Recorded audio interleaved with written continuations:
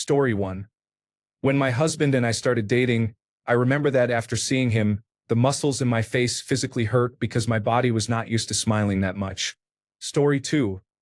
I knew my husband was the one when I missed him and did not need a break from him. I have found that every single person I have ever met, including family, friends, and in relationships, I reach points when I just need to take a break from them. I am mostly a loner, so I guess it makes sense. Typically, everyone burns me out. Sometimes it is too much time in one day, or sometimes it is seeing them too many days in a row. With my husband, it never got to that point. I genuinely looked forward to seeing him again for our next get-together. Even now, 17 years later, 13 married, I still look forward to him coming home from work and our just us dates when we can find a sitter. I have to admit I need breaks from the kids, too. Story 3.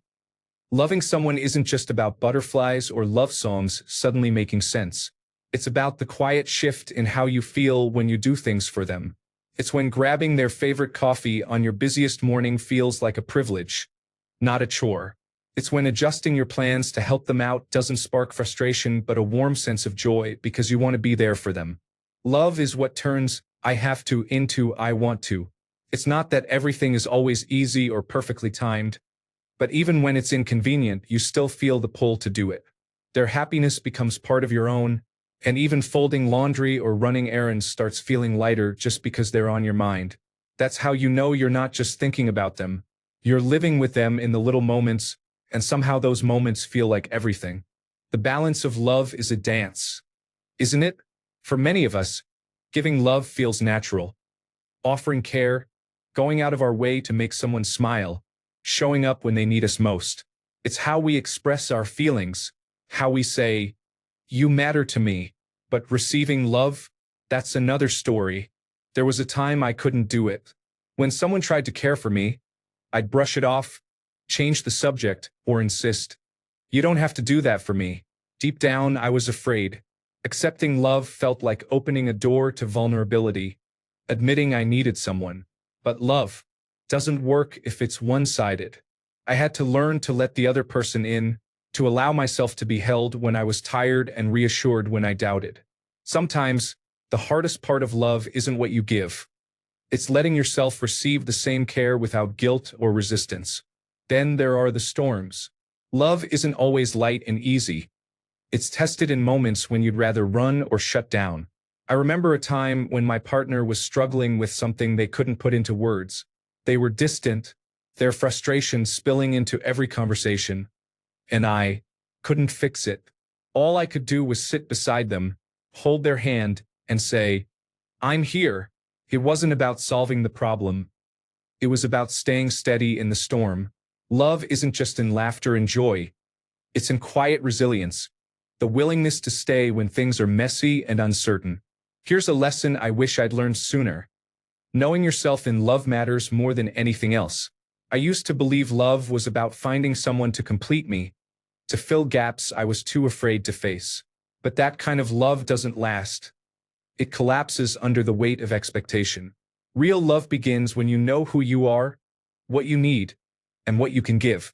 When you love from a place of fullness, you're not asking someone to carry your happiness. You're sharing it. And that's where the choice comes in. Love is often painted as a feeling, something that sweeps you off your feet and keeps you floating. But feelings fade, don't they? Butterflies don't flutter forever.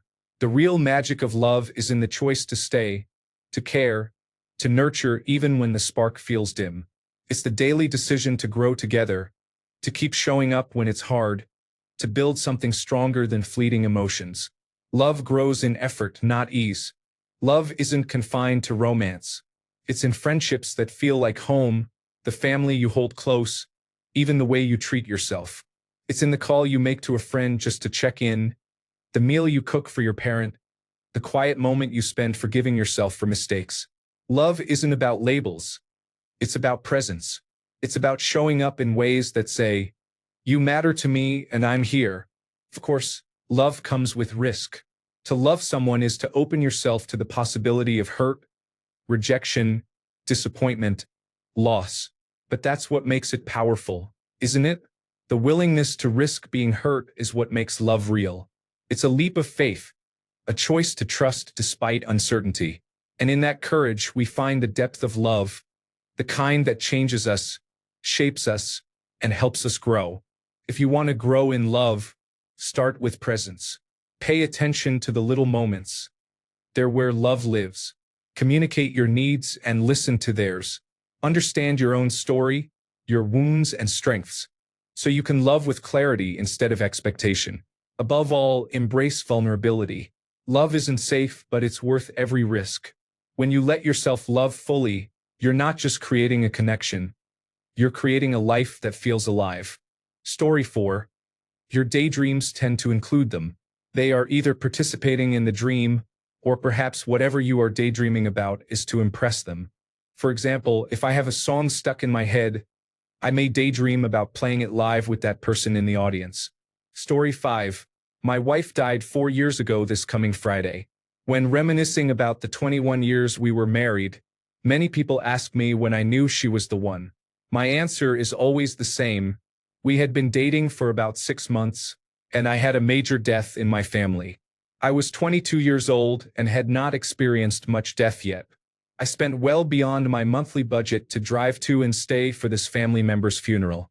When I returned home, I may have had $15 in my checking account and 0 credit cards at that point, and it was a full week before payday. I had no food.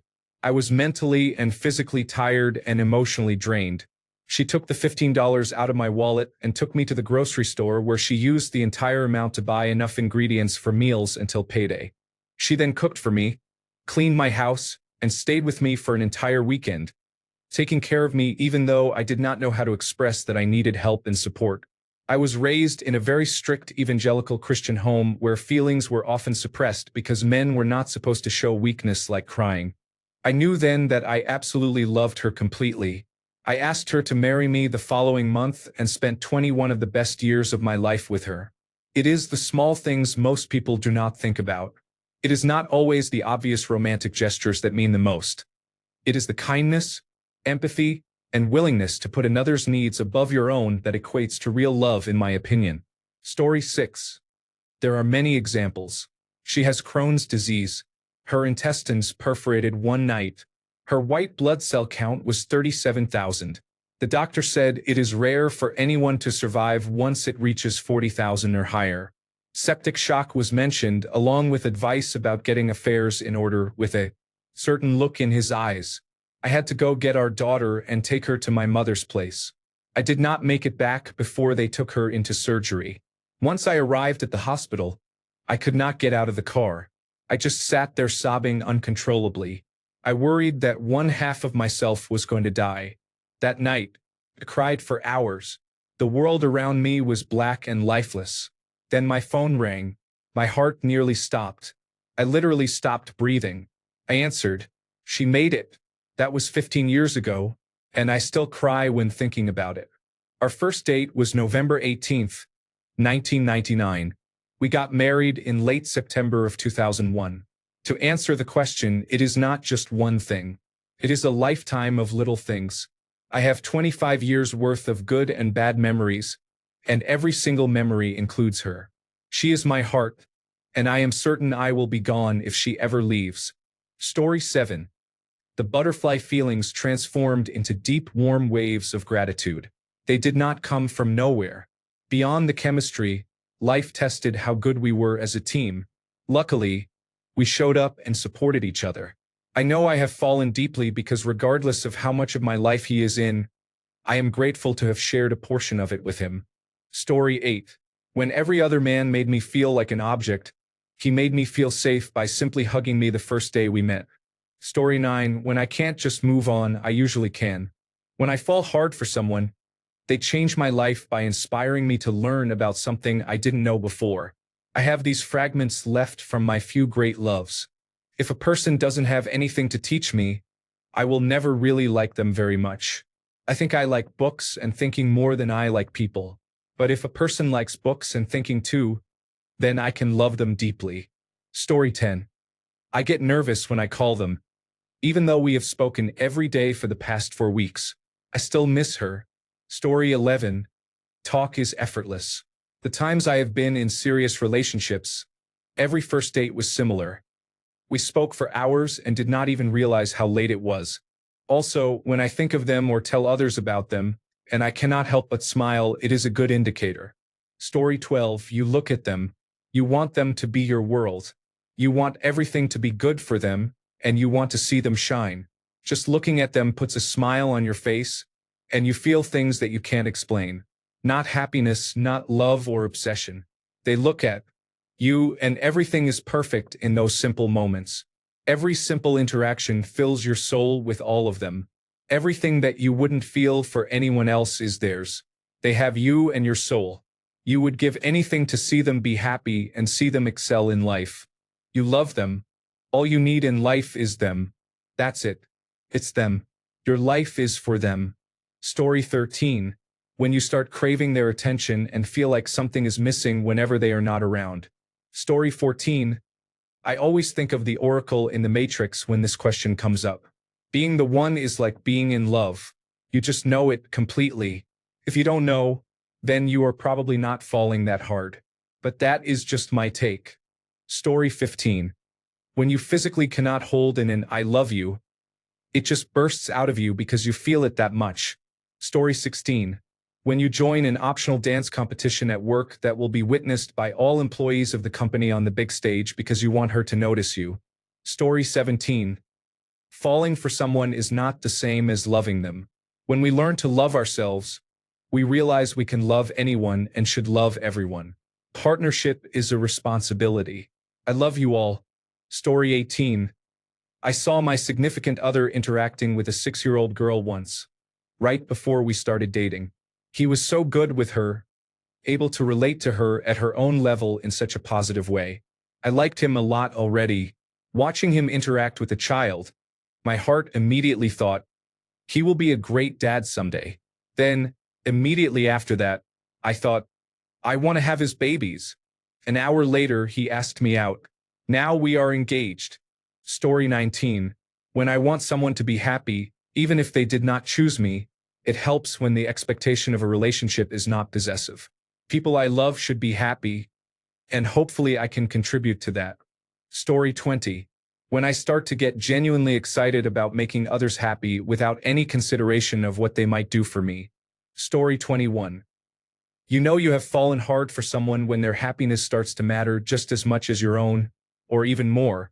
It is when you genuinely care about their well-being and want to share moments of joy with them.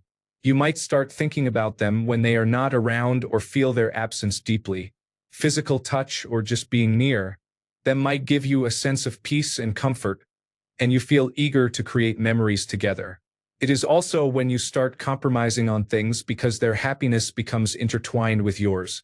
When you truly fall for someone, you become deeply invested in their life, dreams, and challenges, and you want to be there for them through it all. Story 22. My wife and I are becoming elderly. We help each other even when it physically hurts. She is losing her eyesight, and when she is not in the house, I hold her arm for almost every step. I read labels in the store and so on. She says I dote on her. Isn't that what I am supposed to do? I have a bad back. And when it is difficult, she helps me by bringing me things, maybe a drink. We are still very much in love with each other. Story 23. I questioned whether I should watch the movie I wanted to see because what if she wanted to watch it with me? Then I secretly longed for that to happen. She tore my heart out a while later. It was never mutual, and deep down I probably knew it but did not want to acknowledge it. What can you do when every cell wants to be with someone? You put your head in the sand and hope reality never catches up. That is what you do. Story 24. For me, it is when they do not gross me out where others would. Their flaws are no big deal, you could say endearing, but that is definitely early love. It might start to annoy you at some point, but that does not mean it is over. Story 25. You hurt when you see that they are hurt, and you want what is best for them even if you are not in the picture anymore. Story 26. When everything you think about involves them. No matter where you are or what you are doing, they are on your mind. You would rather be where they are. Story 27. I moved from Sweden to Canada and married my partner. In hindsight, I fell harder than I realized at the time. Story 28. When you put them above everything else, no matter if you are just an option to them, willingly knowing the outcome will not be good but you stay because you love them. Story 29. Because when it inevitably ends, you will dream about them for the rest of your life and swear off everybody else. Story 30. I met her 2 decades ago. I do not live in the same region, but I still think about her and our time together. Her beauty will haunt me for life, if this is any indication. Story 31. I started crying in the shower or lying in bed. I loved them so much, but the terrible part was they were already dating someone. It felt so heavy on my chest, and once I confessed by writing a note and giving it to them, I felt better. Sure, they still saw me as a friend, but the buildup of anxiety and sadness stopped. That is just me, though. Story 32. You do not need to do everything together, but you want to. My wife and I are really good about maintaining our own friends and activities that we can enjoy on our own, but we consistently overlap into each other's friends and hobbies. We each enjoy them independently, but I love it when she comes snowboarding or to a wrestling show with me. Story 33.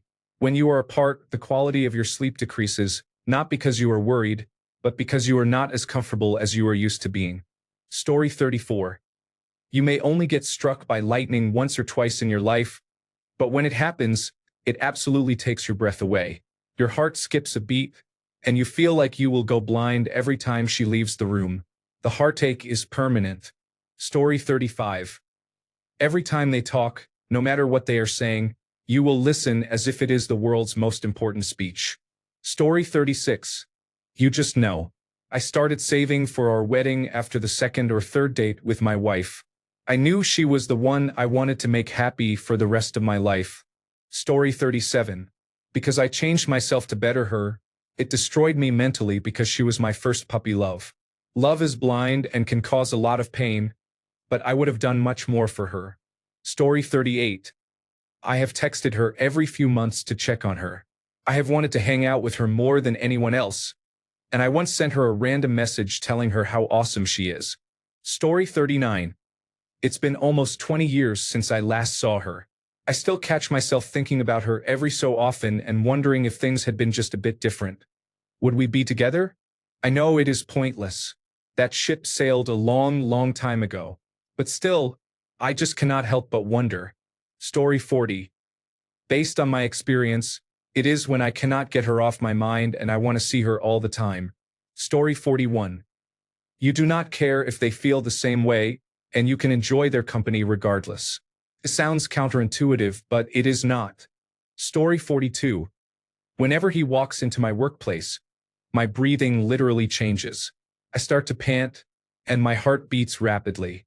My adrenaline kicks in, and my palms begin to sweat. When I talk to him, my mind scrambles, desperately thinking of things to say to keep his attention. He was my crush at my previous job. Story 43. Something inside me died and never returned when we broke up over 30 years ago. It still hurts thinking about her. It was totally my fault. I was selfish. I had many relationships after her, and I am married now. All is good. But she just lives in my memories and haunts me now and then. Story 44. When you are on the phone, you hang up and call right back. When you miss a day without your friend, your whole life is off track. When you are out at the club, you do not want to have fun. It is all you think about. When you are out with someone but keep thinking about somebody else, you got it bad. Story 45. I am young, but I wake up every morning and think of fun things we can do together. Today, we went ice skating for the first time and I fell a bunch, but he was so sweet. Story 46. This sounds silly, but no one ever called me beautiful or pretty before. Not even my parents, unless we were in front of people to pretend they were happy with me. None of my crushes thought I was pretty, just awkward, pudgy, and weird. But when I became friends with my current partner, they thought I was beautiful wearing a formal dress for a school competition. Every thought was about them after that. Constantly. Thinking about if they were having a good day, if they would like a certain item you find at a store while you were getting groceries, smiling when you see their text or face. Just blushing hard at a silly joke that was not flirty or sensual in any way. wondering how it would feel to hug them when either of you are feeling down and what could cheer them up. I never stopped thinking about them, even after we got together. Story 47. Coming from both the perspective of falling for someone and having someone fall for you, here are two big semi-generalized things. 1. You want to do or get things for them without even thinking. They have to be up early for work. You're up earlier making coffee and breakfast, maybe even packing a lunch. You learn their favorite things. They like roses more than lilies, they love a certain breakfast sandwich, their favorite order from McDonald's, and so on. You put in effort without noticing, and it doesn't feel like work, it just feels natural. 2. The things you wouldn't normally tolerate or like you don't care about as much with them. Not big on texting. Now you're sending paragraphs. Bad at taking the trash out. Now you do it as soon as it's full. Hate phone calls? Now you're the one calling first. Hate a messy house? Maybe the dishes can wait until after the movie. You get the point. But always remember, long-term love is a choice, not just a feeling. There may be days when you're mad at your partner, but you don't leave because of one bad day.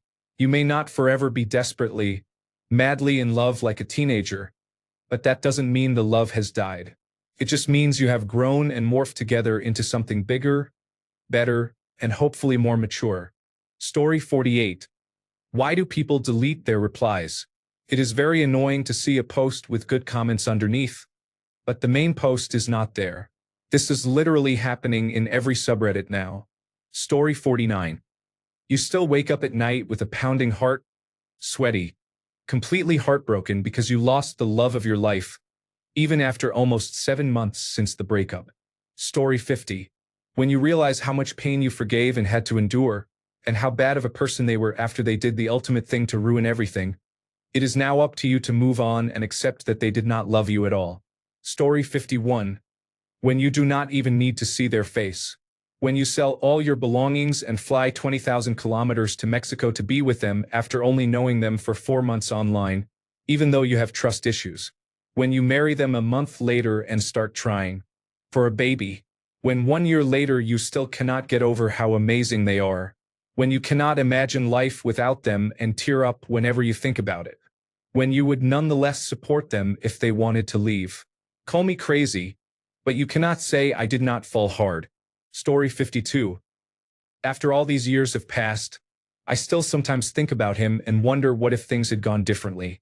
No regrets though, because I am now married to someone who is as close as you can get to perfect for me. Story 53. For my boyfriend and me, I realized that I was very in love with him when I could tell that he would be there when I needed him most or just wanted to talk and be around me even when I did not ask. I find the emotional part of the relationship more important than the physical. As much as I love the emotions you and another person share when you are really in love, making everything you do together more sentimental and meaningful, I loved him even before I met him officially because I could tell that he had a vibe that made you feel comfortable being yourself around him. Story 54. When you miss a day without your friend, your whole life is off track. You know you have it bad when you are out with someone and keep thinking about somebody else. You have it bad. Story 55. You cannot picture your life without them next to you. They look as beautiful first thing in the morning as they do in the evening after getting ready. Story 56. When you broke up, she took some revenge and ruined your life to the next level. I can do quite a lot against her, but even if I forced myself, I couldn't. I still can't. It's just toxic and degrading, but it's love. Story 57. When you have been with your current partner for over 20 years and have a solid relationship, you would not change anything in your current life, but you still dream about them every once in a while. Story 58. I met my now husband when I was 18.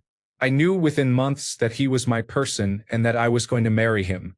We have been together ever since. I just knew it was inevitable. Story 59. My dad used to tell me, you have not really fallen for someone until you start finding fault with them, meaning that you care enough about them to wish certain aspects of theirs were different or better. Story 60. I thought she was the one. After we broke up, I still thought about her for years and wanted to find someone like her. Story 61. She was going down the steps, missed a step, and stumbled forward. I was in front of her at the bottom and got distracted. My first reaction was to lunge to catch her. I didn't see the water or pieces of salt and slipped as if I had stepped on a banana peel. My face met the stairs as she fell on my back. I failed at falling hard for someone. We dated for 5 months before she found the love of her life, and we parted on good terms. I even went to her wedding. Story 62. Recently, I realized that my anxiety over people dying, which is quite high, is not nearly as present when I think about my partner. I thought about that for, I guess, a bit too long and almost had a panic attack. So, I guess for me, I can't deeply contemplate you dying without having a complete breakdown. Story 63. We are best friends. I said to him a few weeks ago, I don't know if it's weird to say, but I said we would have made good siblings in another life. Sometimes we are just in bed giggling and play fighting, tickling each other, doing creepy laughs in the dark, playing video games on the couch, and so on. It reminds me a lot of growing up with my sister, who is close in age to me, and we played a lot like that. Now, it might sound strange to say my boyfriend reminds me of my sister, and that's not exactly how I would put it, but I guess what I mean is that he feels like home in a way that I don't know how else to describe. I'm never afraid of being embarrassed in front of him. I know there's nothing he could do to put me off. I told him I would check his anus for hemorrhoids if he needed me to, and I would happily do it and not think twice about it. He's the only person I never get sick of. I want to talk to him all the time. I'm making a lot more responsible decisions, financially and health-wise, because I see a future with him, and I would do anything to grow old with him by my side. Sometimes I think about what a great person he is, and I just start crying. He's never been mean to anyone. He is so kind and caring. I'm gonna stop now, but those are just a few of the reasons I know I love him. Story 64. When I catch myself wondering what others would think of anything I am doing, I ask, would they like this song? Would they like this food? Story 65. Everyone is saying cute things, and many of them are accurate, but it is also about seeing their flaws and accepting them because the positives far outweigh the negatives.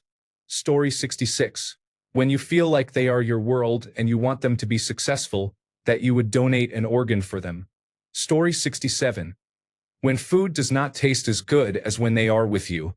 When basic things just fall away whenever they smile at you with that little spark in their eye. When your heart actually aches because you know you will not see them for a while. Then you know you are a goner. Story 68. I usually fall in love before they do because I have an intuitive sense about certain things. Objectively, I acknowledge their character and behavior, but intuitively, I listen more to cues from my body. I guess I know it when I feel it or see it, which can be surprising and deregulating for me. They don't call it falling for nothing. Sometimes I fall in love with a part of someone they don't necessarily know that I know about, and it's hard to bridge that gap diplomatically. I'm in a phase of life now where I understand that I can fall in love with someone, but what I really need is to give them time and space to see if they fall in love with me back. Story 69. Fell just hard enough. Miss them constantly. Fantasize about the time you are going to spend together. Think of nice things to do for them, and love them deeply. Fell too hard, feel pangs of jealousy at the possibility that you do not occupy most of their attention when they are away from you. Send obsessive texts. Repeatedly ask if they are okay, and feel imbalanced in your affections. Story 70. We met long distance at the same work from home job. I knew I fell for her when I talked to her for 4 hours on the phone one night, and I hate talking on the phone. Story 71. Doing boring chores like grocery shopping or raking leaves is the best thing ever if it is with them. Story 72. When a sudden wave of energy comes to you as soon as you are with them, you never get tired of them. Many people often burn out, and that feeling of not wanting to talk to people is contrasted by the unwavering desire to talk to your loved ones. That is love. Story 73. When it happens, you know it. It is unambiguous. It is like asking, how do you know when you are feeling pain? You know because you are feeling it. If you ever wonder or have to ask, you are not feeling it. This is fine. Limerence is not required for a relationship and usually cannot sustain a relationship. I would not describe it as the most pleasant experience either. Story 74. You consistently drive 25 miles per hour over the speed limit whenever you are not with them, just so you can get home to see them. Story 75. When you feel so strongly for them that you desperately want them to be happy, even if it is not with you. Story 76. I worry about them taking care of themselves, such as getting enough sleep and eating properly. I offer to do more of their tasks to help them relax and make food for them, etc. Story 77. That feeling when you hold someone and it feels so completely right that you feel you could physically merge with them. Story 78. Wanting to care for them, wanting to be near them and hold them, wanting to help them, laughing at their jokes, loving their voice, finding yourself smiling when you think of them, wanting to do what you can to make them happy, even if it is not what you want, even if it means not being with them anymore, because you know deep down you are not the person they need yet. Story 79. It's like lightning from day one, and you think about them for the next decade, even when you are in a relationship with someone else. They almost haunt you in a way. Story 80. My mother pointed out that every time my phone buzzed, I would grab it immediately and then smile. Story 81. I've been with my husband for 7 years. We've had our ups and downs. There were moments when I honestly didn't like him, and I'm sure he didn't like me either. But we were always willing to work with each other because we genuinely love each other and want this to last a lifetime. We always apologize when we are irritable, take accountability for our words, and make sure the other knows we said it out of anger or stress. He feels like my home. When I'm away from him for more than a day, I miss him and feel like a part of me is missing. I want him to know every detail of what I did without him and vice versa. My biggest fear in life is losing that man. I literally couldn't survive or love again. He is it for me, and I am so confident in that. Story 82. When you have a full discussion with details, they are both exposed and still not considering what you should be thinking about. Story 83. You are daydreaming about situations and scenarios you would love to have with them constantly, usually completely disregarding whether they would even like to participate in those activities in real life. Story 84. You are me.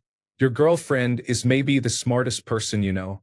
She is also beautiful, kind, and funny. Definitely the luckiest guy around. Story 85. You agree to act foolishly to keep them despite clear signs that they will take advantage of you. You discard your judgment and hope for the best. Story 86. I told my girlfriend about her at the time. We ended up breaking up a few weeks later. 7 years later, I managed to marry her. Story 87. It's all you can think about. You know their flaws, but to you, they are strengths rather than weaknesses because you can interpret it that way. You would drop everything to be with them. Their mood affects your mood. All you want is for them to be happy. Story 88. I like to sing. In fact, once upon a time, I was really good at it. But my mother wanted it more for herself than for me, and her constant pressure made me give it up. I couldn't handle the attention or praise. My wife loves when I sing, and I love her so much. I feel like getting on stage and singing my heart out just for her. I have never felt that way before. I am the luckiest person. I fell hard the first time she heard me, and I will remember her reaction until the day I die. Story 89. I hope she never finds this, despite knowing that she has actively found my Reddit account in the past, and despite knowing that she understands how I feel to an extent. I don't know that she would want to know all of this. I don't think it's love in the way of, I need to be with this person. But my therapist described it as unrequited. We met during odd periods in our lives. We met in a graphic design Zoom class during the pandemic. We were both a bit older than the rest of our classmates, in our late 20s at the time. During icebreakers, I said I was into one specific game and she messaged me that she was also into it. We got really close. I had no idea what she looked like, but we shared all the same interests. We discovered these strange little corners of the internet that we both enjoyed, along with the same video games and music. We could pick up at any moment and talk about anything, and it felt so good. It was always familiar and comforting. Our professors sensed something was going on, and eventually, when class moved in person, we became even closer. Later, after we graduated, my professor confessed that he thought the two of us were dating, or would end up dating. We were becoming something of a couple, but I didn't have my driver's license and she was hesitant to make plans because she didn't want to drive all the way here. So we settled for electronic dates in Final Fantasy XIV. Not glamorous, but it was fun. Then one day, she texted me that she was going to get back with her ex-boyfriend. He owned everything of hers. Her apartment, her car, even her pets. It was all his. She felt stuck, and the best way to maintain her lifestyle was to let him back in. It hurt, but I still wanted to remain friends because she was the best artist I ever met. So I grinned and bore it watching her get back with him. She would call me drunk some nights and tell me how unhappy she was, and I'd reassure her that everything was going to be okay. We went back and forth for the next few years with questions of, will she stay with him? And, she's breaking up with him, and we're going out to do something. She became my muse. She is the most talented creative person I know. I admire her so much for that. I always share her work with my friends, and I hope she finds more success because she has been through hell and deserves it. I am rooting for her from afar. I guess what I'm trying to say is that I don't have a one-size-fits-all answer, but I do know that when you care so much about someone that your mind naturally puts their joy and success in a place that makes you happy, it shows you feel something strong for them. I don't think the two of us will ever be together, but I am so happy for her. She's in such a good place. I appreciate the conversations we still have sometimes because they feel familiar. Feels nice. Story 90. Putting the other person's well-being before your own is effortless. Comes instinctively. Without overthinking it, you automatically consider how any particular action or decision on your part will affect the other person. If it is likely to be negative, or if it is likely to be considered negative by the other person, you decide to change the action or decision, and doing so causes you no distress whatsoever. Example: you run into an old girlfriend from high school, and she invites you to a secluded restaurant for coffee. You automatically think, if my wife were to find out about this, she would be heartbroken. No, I can't do this. It would really upset her. You tell the old girlfriend, I'd love to, perhaps another time. But you also think, not only am I not meeting Jane for any coffee, I am telling my wife that I ran into Jane the very minute I see her.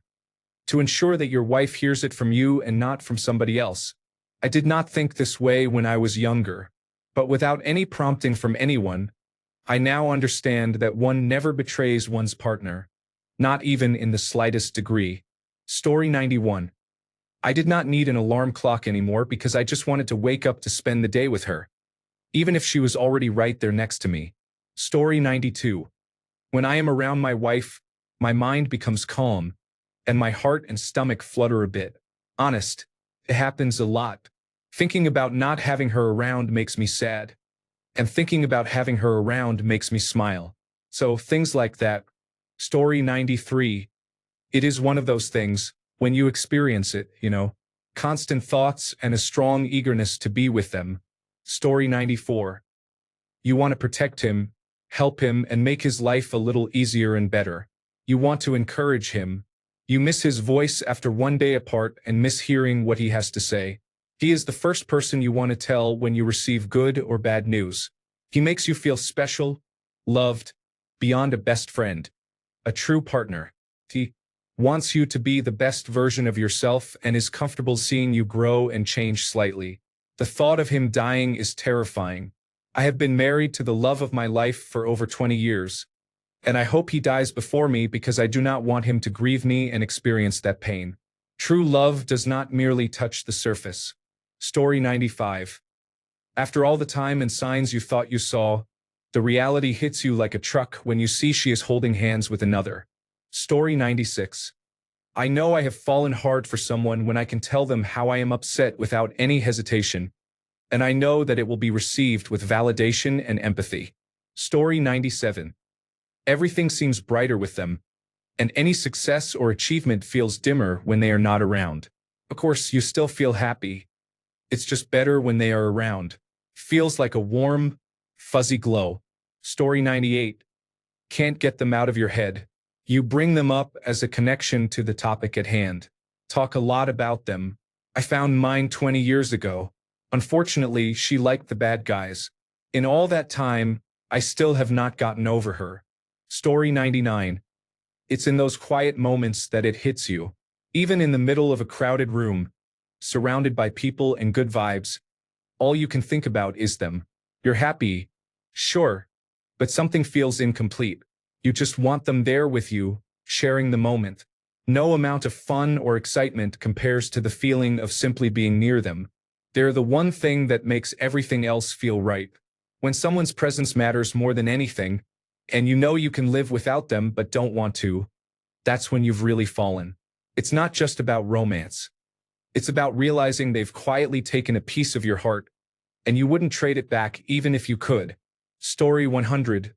Every thought you have is about them or when and how they will respond to your physical appearance or personality. That is usually how it feels when you are younger. If it is love, then forget all that. It should not matter. However, you will not discover if you have fallen hard or love them until some time into the relationship. So do not go out there love bombing them a week in. It is a bad mistake. Story 101.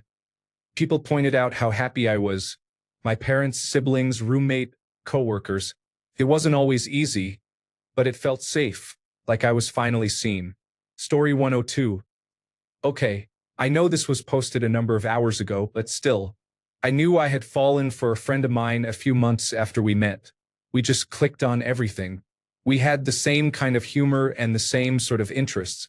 I remember once asking my dad how to know if I had fallen in love with someone. It was a chance encounter that changed a lot for both of us. Then we did not see each other much for the next 8 years. I could count on one hand how often we were in the same place physically. We chatted every day, but it was not the same. About a month ago, I went to visit them. I had the realization along the way that it had always been them. It was not just attraction. It was wanting to support them every day, not just the good ones. I knew I was in love when we were doing the simplest things together, and it felt right. One morning, I woke up next to them, sunlight softly hitting their face, and I thought, this absolutely is love. There was no turning back. I am grateful and beyond lucky for my partner. My life would not be the same without them. I would not be the same without them. Story 103. I fell in love with my best friend 7 years ago, and to this day, I am still crazy about him even though he does not know it. I get butterflies when he is around. I want to hear about how his day went even if it was boring. I want to be around him when it is possible while still giving him space. His success makes me happy. His pain makes me hurt. It is hard to explain, and it hurts that I cannot show this to him as it will not be reciprocated. Story 104. You know when someone does something to upset you, but you easily brush it off no matter how much they break your heart. Story 105. I remember the exact moment I knew that I was in love. It was my first ever boyfriend in high school, and we would often video call all night. One night, we both fell asleep during the call. When I woke up, he was still there, asleep. I just looked at him, and I knew in that moment that I was in love. That was the first time in my life that I truly did not feel alone. He stayed with me the entire night until morning. Long story short, he dumped me, and I have been chasing that feeling ever since. That was about 5 years ago. If you have never been in love, consider yourself lucky. It is not fun. Story 106. It has been a year, and I still think about him every day. I have had many relationships, and in all of them, I was able to move on and remain friends or civil. However, with this one, we have not spoken for a year, and I still mourn what I have lost. Story 107. Well, I have had a crush on my best friend for almost a year now, and she does not see me as a lover. She just got a boyfriend today, and I still have a crush on her despite being deeply heartbroken. Story 108. Since I am not a psychologist or a relative of Inlanders, I can only respond on a personal level. It starts when you first meet someone. Afterwards, you cannot stop thinking of her or him and start formulating discreet ways of creating another encounter without appearing to be a stalker or lovesick. When you do meet again, the conversation is another way of confirming the attraction in this meeting. Physical attributes are not the only factors for attraction between two people, but the mutual exchange of thoughts and feelings relating to morality, religion, ambition, profession, future plans, and family are the keys to a possible future relationship. If all these factors are shared and a spark of interest ignites, a date is next. I hope some of this helps. Story 109. When they go back to their abusive boyfriend or girlfriend just as you start getting physical with them after 5 years of waiting, and it leads to you breaking significant portions of your own property. Oddly specific, I suppose. Story 110. I do not have a particular wish or will to live. In fact, I would rather not. Don't get me wrong. I am not suicidal. I am just tired and exhausted. I wake up every day exhausted, thinking, why am I not dead yet? Every day I think, one more day, one more week, one more month, one more year. But knowing that I will get to see her, talk to her, see her smile, I thank God that I woke up. I am glad to be alive, even if for a fleeting moment. I hope to see her every day. Existence is not as exhausting and painful when in her company. I have no wish to have any relationship though. I love her with all my heart, akin to the way you love a sculpture. You adore it and are glad that it simply exists, but you do not take it home with you. Story 111. You know you fell hard when their happiness matters as much as your own, and just being around them feels like everything finally makes sense. Story 112. You put yourself out of your way to help others when you need your own time or rest. You also go out of your way to do their work to lighten their load. At least that was my most recent experience. Story 113. When you start thinking about them all the time, even in moments when you would usually be distracted by something else, you know it is serious. It is like everything reminds you of them, and even small gestures make you feel like you are on cloud nine.